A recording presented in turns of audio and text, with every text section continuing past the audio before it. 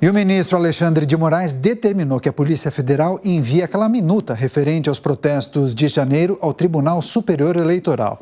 Ela foi encontrada na residência do ex-ministro e ex-secretário de Segurança Pública do Distrito Federal, Anderson Torres. Então, sobre esse assunto, vamos conversar com o Bruno Pinheiro, que chega ao vivo mais uma vez da capital federal e vai trazer todos os detalhes para a gente. Com você, Bruno.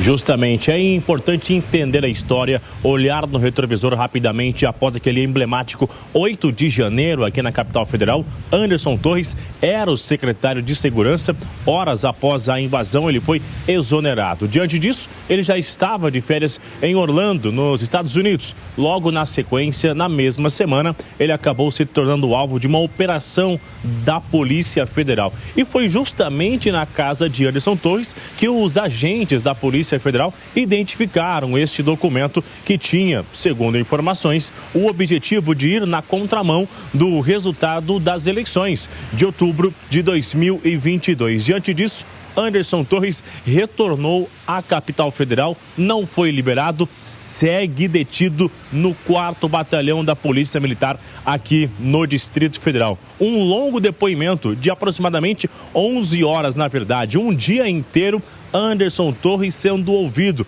ele que também é servidor da Polícia Federal. E agora, durante essa semana, houve uma nova análise na Justiça Eleitoral, que era um recurso dos advogados realmente de Jair Bolsonaro, que tinham entendimento e recorreram na tentativa de retirar essa minuta, retirar esse documento da investigação do ex-presidente Jair Bolsonaro. Mas os ministros referendaram e não aceitaram retirar da investigação este documento que segue agora com os homens da Polícia Federal. Alexandre de Moraes, então, em uma última decisão, ordenou que em 24 horas esse documento seja enviado ao relator, que é, na verdade, o ministro Alexandre de Moraes. E aí, o que acontece agora na investigação? Mais uma tentativa da Polícia Federal. O setor de inteligência é de levantar informações onde que foi imprimido esse documento, essa tinta que foi usada, de qual equipamento e de qual órgão, se foi utilizado, inclusive, lá no Ministério da Justiça, enquanto Anderson Torres estava na ativa. Era o ministro de Jair Bolsonaro. Essa é uma investigação importante, o setor avançado de inteligência na tentativa de levantar se outros nomes estão envolvidos e se eles elaboraram esse documento em um órgão do governo. Então, essa é a investigação e que em 24 horas esse documento seja encaminhado. A gente continua acompanhando o que de fato era esse documento, se em algum momento ele seria de fato utilizado. Vale ressaltar que Valdemar Costa Neto, ele também foi ouvido antes numa entrevista, chegou a afirmar que recebeu vários documentos, assim como esse, em diversos lugares, em rodoviárias, aeroportos, em restaurantes, enfim, e que nunca utilizou e que não seria utilizado.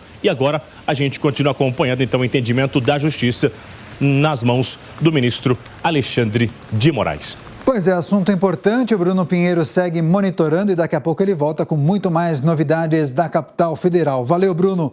Agora análise e opinião com ele, Nelson Kobayashi, nesta edição do Jornal da Manhã. Doutor Nelson, como o senhor avalia então essa determinação de Alexandre de Moraes, que pediu que a Polícia Federal envie ao TSE essa minuta? A gente lembra que essa minuta trata-se de um documento apócrifo, né? Porque ele não tem assinatura de nenhum servidor e também trata-se de um rascunho de um decreto. Quais são os desdobramentos possíveis nesse caso? Realmente, Daniel, a remessa dessa minuta para o TSE tem a única finalidade de servir como base de prova para alguma finalidade de tornar o presidente Bolsonaro, o ex-presidente Bolsonaro, inelegível, porque é essa a finalidade das representações que lá estão protocoladas na Justiça Eleitoral.